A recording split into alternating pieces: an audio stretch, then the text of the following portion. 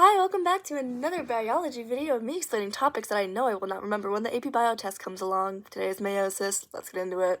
Okay, so first step of meiosis is actually not meiosis, it's interphase. There's interphase G1, there's interphase phase S, and interphase G2. In G1, the cell just lives its life, does its job. In S, the DNA is replicated, and in G2, it's preparing for meiosis by organizing itself. So in meiosis 1, you're going to start out with prophase, when two homologous, which means two structurally identical, chromosomes are going to find each other and make a tetrad.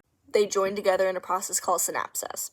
And once that tetrad is made, one of the most important processes of meiosis is going to happen. Crossing over. Crossing over is when two homologous chromosomes that are in that tetrad are going to swap some DNA, and that is vital for genetic variation in the gametes that will result from meiosis. Those pieces of DNA that were swapped we call recombinant.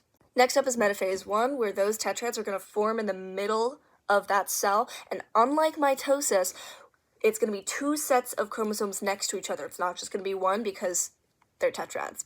Another vital part of genetic variation happens here, which is called independent assortment, which means the order of which those tetrads are lined up in the center is completely random.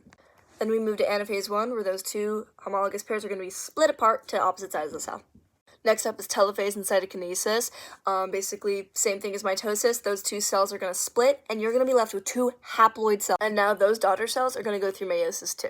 You start out with prophase 2, which is the nuclear envelope begins to break down, even though it's just remade. Really redundant, but, biology.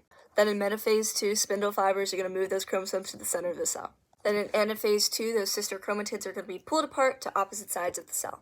Then in telophase and cytokinesis 2, those individual cells are going to split off again, and you're going to be left with 4 genetically different daughter cells. So this process makes gametes, which are sex cells, and the steps of what happens next depends on the sex of the organism.